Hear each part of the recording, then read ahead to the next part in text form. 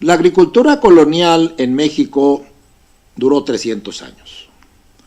La agricultura colonial fue la mezcla de la agricultura prehispánica con la agricultura europea.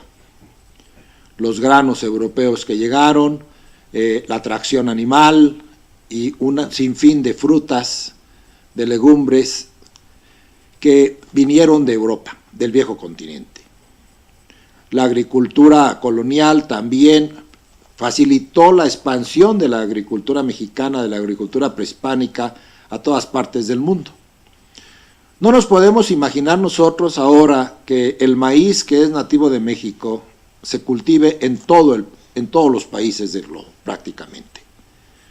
Ahorita el maíz es el 80% del grano, de la producción de grano mundial. Eso es trascendente. Podemos nosotros hablar de una expansión agrícola en todo el mundo gracias a los recursos que la agricultura prehispánica dio en la época colonial. La época colonial se estructuró de una manera muy diversa en sus estructuras agrícolas, en sus sistemas agrícolas, a lo que había sido en la época prehispánica. Otro elemento más de lo que fue nuestra herencia agrícola y de lo que es nuestra herencia agrícola. La vida y el trabajo del campo se transformaron por completo durante el periodo virreinal. Los españoles trajeron consigo vacas, cabras, ovejas, caballos, cerdos, mulas y burros. La introducción del uso de arado impulsado por fuerza animal redujo drásticamente los tiempos de producción agrícola y marcó la transición de la agricultura prehispánica a la novohispana. Muy pronto la Nueva España destacaría en el comercio internacional y sería fundamental para los intereses económicos de la corona.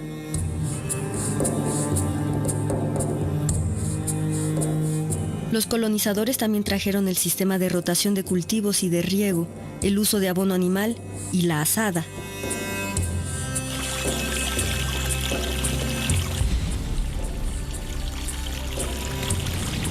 Obviamente había riego en las culturas prehispánicas, pero el sistema de riego es totalmente innovador.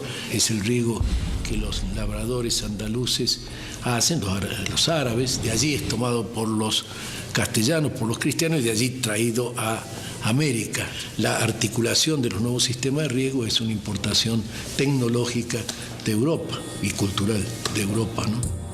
En este periodo comenzó a gestarse la estructura agraria que predominaría durante varios siglos. Por un lado, a partir de las mercedes de tierras concedidas por los virreyes, surgió la hacienda. Al principio, los indígenas cuidaron celosamente sus tierras y, aunque no se las quitaron, tenían que pagar un tributo en especies agrícolas o con servicios a los españoles, bajo el sistema llamado encomienda.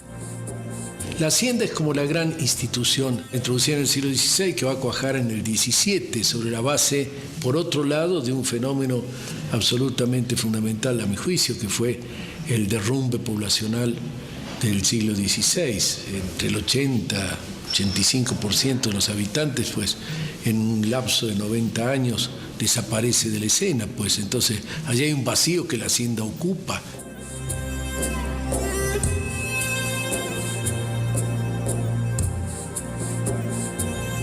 Después de grandes epidemias que azotaron el territorio novohispano, la población indígena llegó a su índice más bajo y muchas tierras quedaron sin dueño. Otras se vendieron a los españoles.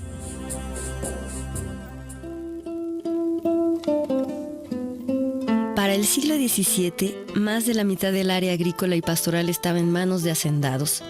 La producción variaba dependiendo de la región.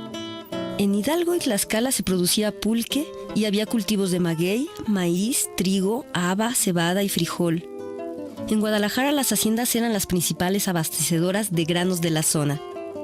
En las regiones del norte de México se desarrolló con mucho éxito el cultivo de productos españoles como el trigo y el algodón.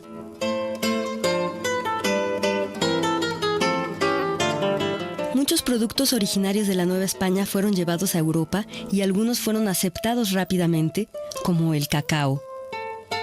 Otros, como el jitomate, entraron al mercado europeo de forma gradual, pero definitiva. Muy pronto el chocolate, por ejemplo, se consumía en todas las cortes europeas y era la sensación en la Nueva España.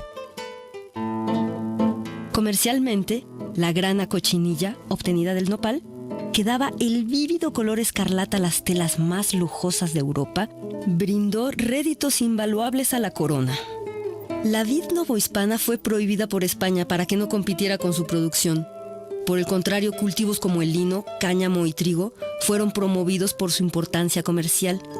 La producción agrícola virreinal fue clave para el Imperio Español. Para 1810, año en el que inicia la gesta independentista, había en la Nueva España 32 ciudades y 4.000 haciendas. La independencia no trajo consigo un cambio importante en el campo mexicano, que se continuó rigiendo bajo los mismos esquemas que tuvo durante el virreinato.